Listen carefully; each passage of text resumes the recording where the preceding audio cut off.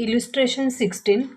From the following particulars with respect to a particular item of materials of manufacturing company, calculate the best quantity to order. यहाँ पे आपको EOQ find out करना है. Okay. Ordering quantities turns में है less than 250 but less then 800 और यहाँ पे प्राइस पर टन अमाउंट है 6 रुपीज़ और 590.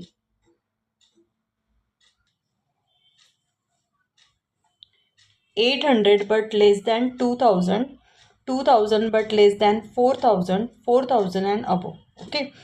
The annual demand for the material is 4000 tons. Annual demand कितनी है? 4000 tons. Stock holding cost are 20% of material cost per annum. The delivery cost per order is ₹6. यहाँ पे आपको क्या करना है? पहले तो हमें मतलब 250 क्वांटिटी के लिए, 800 क्वांटिटी के लिए, 2000 क्वांटिटी के लिए और 4000 क्वांटिटी के लिए EOQ फाइंड आउट करना है. इसके लिए हम ऐसे टेबल बनाने वाले हैं. देखो पर्टिकुलर्स है यहाँ पे ऑर्डरिंग क्वांटिटी है 200, 250, 800, 2000 और 4000. 200 ये हमने एज्यूम किया है क्योंकि हमें फर्स्ट क्या दिया था ना, लेस दैन 250, तो ये 250 आ गया. उसके बाद क्या दिया है? 250 बट लेस दैन 800, तो ये 800 है. 800 बट लेस दैन 2000, तो ये 2000 है. 2000 बट लेस दैन 4000, ये 4000 है. लेकिन ये 200 हमने क्या किया है? एज्यूम किया है.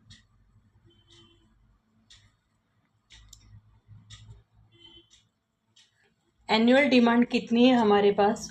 4000 यूनिट्स. 4000 यूनिट्स ये हमारी एनुअल डिमांड हो गई. उसके बाद ऑर्डरिंग कॉस्ट क्या थी? देखो the delivery cost per order is ₹6. Okay. Carrying cost per unit per annum, तो हमें कैरिंग कॉस्ट निकालनी है. लेकिन हर एक यूनिट्स के लिए हमारी कॉस्ट प्राइस पर यूनिट अलग अलग है, प्राइस पर टन डिफरेंट है, इसलिए हमें वो सेपरेट कैलकुलेशन करना पड़ेगा. Okay.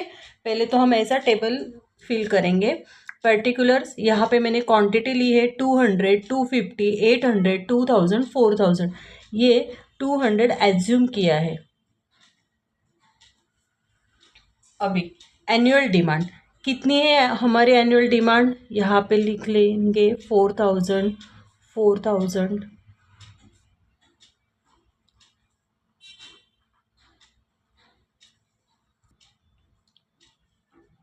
Number of orders find out करने हैं. नंबर ऑफ ऑर्डर्स के लिए annual demand divided by quantity. Annual demand कितनी है? 4000 डिवाइडेड बाय वन टाइम हम कितनी क्वांटिटी की डिमांड करने वाले हैं? देखो 200. 4000 को 200 से डिवाइड करेंगे तो हमारी 20 क्वांटिटी हो गई. 20 नंबर ऑफ ऑर्डर्स हो गए. नंबर ऑफ ऑर्डर्स कितने आने वाले हैं? 20 फर्स्ट के लिए. सेकंड के लिए सेम क्वांटिटी है 4000, सिर्फ हमें 250 के लॉट में डिमांड करनी है. मतलब हमारी ऑर्डर्स कितनी होंगी? Number of orders 16. उसके बाद 4000 है, लेकिन हमें 800 के लॉट में डिमांड करनी है. 4000 divided by 800, number of orders हो गए 5. 4000 डिवाइडेड बाय 2000 मतलब क्या? 4000 की क्वांटिटी है, पहले बार हम 2000 की डिमांड करेंगे, नेक्स्ट टाइम हम 2000 की डिमांड करेंगे. तो यहाँ पे आपकी 2 ऑर्डर्स हो गई. अभी 4000 क्वांटिटी है एनुअल डिमांड और 4000 की ही मुझे डिमांड करनी, मतलब नंबर ऑफ ऑर्डर कितने आ गए? यहाँ पे 1. अभी प्राइस पर टन हर एक केस में प्राइस अलग अलग दी है, उसके लिए आपको वहाँ पे एक टेबल भी दिया है. फर्स्ट मतलब यहाँ पे लेस दैन 250 के लिए क्या दी उन्होंने प्राइस पर टन? यहाँ पे है ₹6. उसके बाद 250 बट लेस देन 800, उसके लिए हमें प्राइस दिए 5.90। उसके बाद 800 बट लेस देन 2000, उसके लिए प्राइस दिए हमें 5.80। 2000 बट लेस देन 4000, उसके लिए हमें प्राइस दिए 5.70। 4000 एंड अबव, वहाँ पे प्राइस दिए उन्होंने हमें 5.60। ये हमारी प्राइस पर टन, मतलब ये हो गई परचेस प्राइस या परचेस कॉस्ट। ओके, ये हमें जब हम परचेस कॉस्ट निकालने वाले हैं तब हमें यूज होगी। उसके बाद नेक्स्ट कॉस्ट पर ऑर्डर, देखो लास्ट में दिया था the delivery cost per order is ₹6। हर एक ऑर्डर के लिए सेम प्राइस है, सेम कॉस्ट है, ₹6।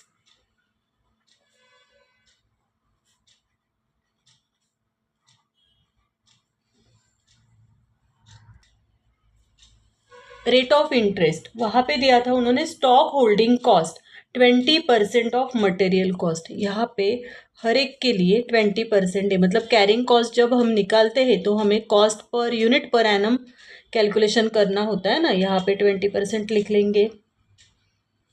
Next carrying cost per unit per annum, देखो पर यूनिट पर एनम मतलब यहाँ पे हमें क्या फाइंड आउट करना होगा, carrying cost per unit per annum. तो हमें इन दोनों का मल्टीप्लिकेशन करना होगा, मतलब कैरिंग कॉस्ट कितनी थी, कैरिंग कॉस्ट मतलब परचेस कॉस्ट ना, परचेस कॉस्ट इंटू परसेंटेज है कि नहीं। तो यहाँ पे हमारी परचेस प्राइस कितनी थी 6, यहाँ पे 6 इंटू 20%, ओके 5.90 इंटू 20%, यहाँ पे 5.80 इंटू 20%, यहाँ पे 5.70 इंटू 20%, 5.60 इंटू 20%। अब हम यहाँ पे सी फाइंड आउट कर सकते हैं, मतलब ये आ गई हमारी carrying cost per unit per annum. 20 into 6%, carrying cost आ गई 1.2। उसके बाद 5.90 into 20%, 1.18। 5.80 into 20%, 1.16। 5.70 into 20%, 1.14। 5.60 into 20%, 1.12। Okay, अभी हमें फाइंड करनी है टोटल कॉस्ट। टोटल कॉस्ट इसके लिए देखो हम ऐसे डिस्ट्रीब्यूट करके निकालते थे ना, लास्ट सम में हमने देखा था इस टाइप से डिस्ट्रीब्यूशन करते थे ना, टोटल कॉस्ट, उसके बाद purchase cost, associate cost, ordering cost और कैरिंग कॉस्ट। वही हम अब इस टेबल में फाइंड आउट कर सकते हैं। देखो purchase cost number of units into cost per unit. Okay, हमारे पास नंबर ऑफ यूनिट्स कितने हैं, डिमांड कितनी है हमारी 4000। 4000 इनटू कॉस्ट पर यूनिट मतलब ये 6। ओके, परचेस कॉस्ट हो गई यहाँ पे 24,000। उसके बाद फिर नंबर ऑफ यूनिट्स कितने हैं, सेम है 4000 इनटू, लेकिन प्राइस पर टन मतलब कॉस्ट पर यूनिट कितनी है 5.90। उसके बाद यहाँ पे 4000 इंटू 5.80, 4000 इंटू 5.70, 4000 इंटू 5.60। ये देखो इन दोनों का मल्टीप्लिकेशन करना है। ये purchase cost number of units 4000 है, 4000 को हमें परचेस प्राइस परचेस कॉस्ट से मल्टीप्लाई करना है। ओके, अभी 4000 इंटू 5.90, ये आ गए आपके 23,600। उसके बाद 4,000 into 5.80, 23,200. 4,000 into 5.70, 22,800. 4,000 into 5.60, 22,400. ओके, ये आपकी परचेस कॉस्ट आ गई। उसके बाद ऑर्डरिंग कॉस्ट, क्या फॉर्मूला है? Number of orders into cost per order. Number of orders, first case में हमने नंबर ऑफ ऑर्डर्स कितने थे हमारे पास? नंबर ऑफ ऑर्डर्स यहाँ पे देखो कितने फाइंड आउट किए हमने, 20 इसके। और ऑर्डरिंग कॉस्ट क्या है हमारी? Cost per order ₹6। नेक्स्ट उसके बाद हमने 16 नंबर ऑफ ऑर्डर्स थे, यहाँ पे दिया है, ये देखो 20, 16, 5, 2 और 1, these are number of orders. 16 into 6, उसके बाद 5 इंटू 6, 2 इंटू 6 और 1 इंटू 6, 20 इंटू 6 120, उसके बाद 16 इंटू 6 96, 5 6 ज़ार 30, 2 6 ज़ार 12, 6 1 ज़ार 6। ये आ गई हमारी ऑर्डरिंग कॉस्ट। उसके बाद next carrying cost. Carrying cost का फॉर्मूला है half into EOQ into cost, carrying cost per unit per annum.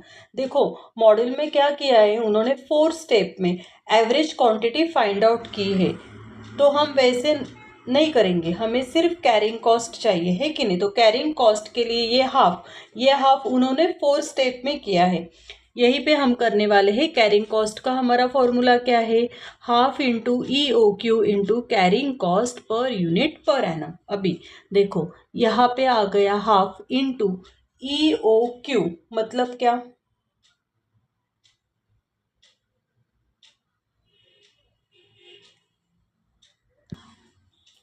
देखो हमें ऑर्डरिंग क्वांटिटी क्या है, ये हमारी ऑर्डरिंग क्वांटिटी है, मतलब यही हमारा EOQ है कि नहीं? ये हमारा क्या है? EOQ, क्योंकि ये एनुअल डिमांड थी ना, ये एनुअल डिमांड है। और इस ऑर्डर में ऑर्डरिंग क्वांटिटी ये है 200, 250, तो ये हमारा क्या हो गया? EOQ। फर्स्ट में हाफ इंटू EOQ कितना था? फर्स्ट में 200 into carrying cost per unit per annum, कितनी आई थी यहाँ पे कैरिंग कॉस्ट? 1.2। मल्टीप्लिकेशन करके बाद आंसर आ रहा है आपका 120। उसके बाद हाफ इंटू कितनी थी ऑर्डरिंग क्वांटिटी, मतलब EOQ कितना था हमारा? 250। 250 into carrying cost per unit per annum क्या है यहाँ पे? 1.18। 1.18 देखो, half 1/2 into 250 into 1.18, 147.50, 147.50। Next half into, next case में EOQ कितना था? Next quantity 800 into carrying cost per unit per annum क्या है? 1.16। 1/2 इंटू 800 इंटू 1.16, 464। कितना आंसर आ गया आपका? 464। नेक्स्ट हाफ इंटू EOQ कितना है? 2000 into carrying cost per unit per annum क्या है? 1.14।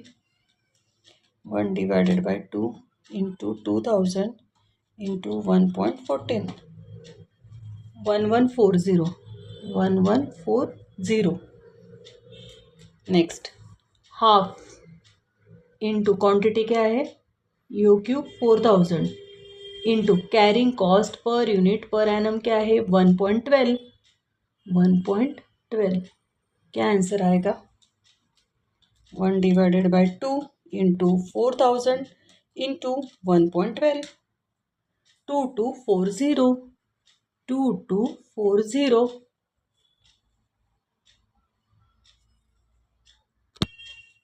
यहाँ पे अभी हमें टोटल कॉस्ट निकालनी है। किसका किसका एडिशन होगा? 24,000, one purchase cost 24,000, ordering cost 120, carrying cost 120।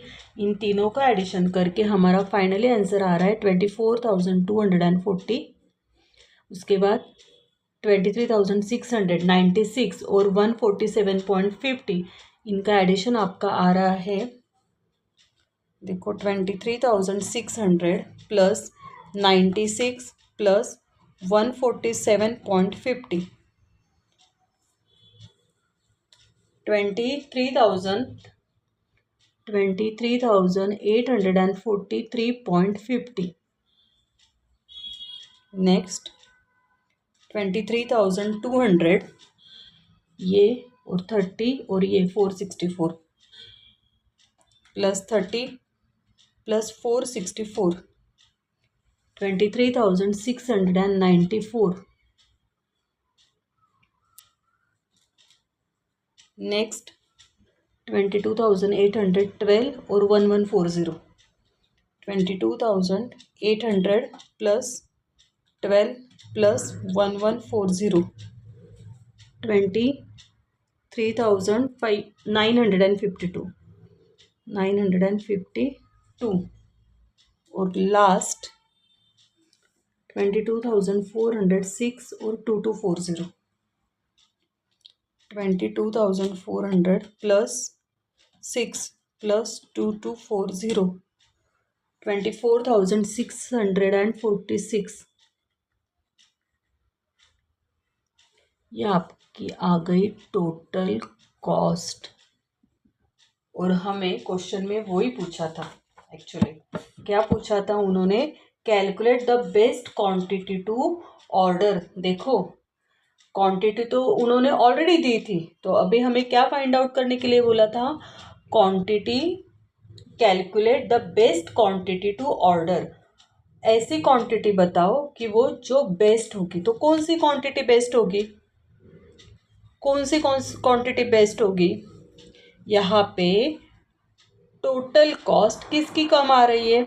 देखो ये जो है 23,694, ये कॉस्ट हमारी कैसे है? कम है ना। तो हमारी बेस्ट क्वांटिटी टू ऑर्डर कितनी होगी? कौन से कॉलम की है ये? 800 यूनिट्स कॉलम की है कि नहीं? 23,694 ये हमारी कौन सी क्वांटिटी के ऑर्डर है? 800 यूनिट्स के लिए है। तो फिर यहाँ पे हमारा आंसर क्या आएगा? क्या आएगा? बेस्ट क्वांटिटी क्या होगी हमारे लिए? बेस्ट क्वांटिटी क्या हो जाएगी? इस 800 यूनिट्स। ये आपको नीचे अच्छी तरह से लास्ट में लिखना होगा।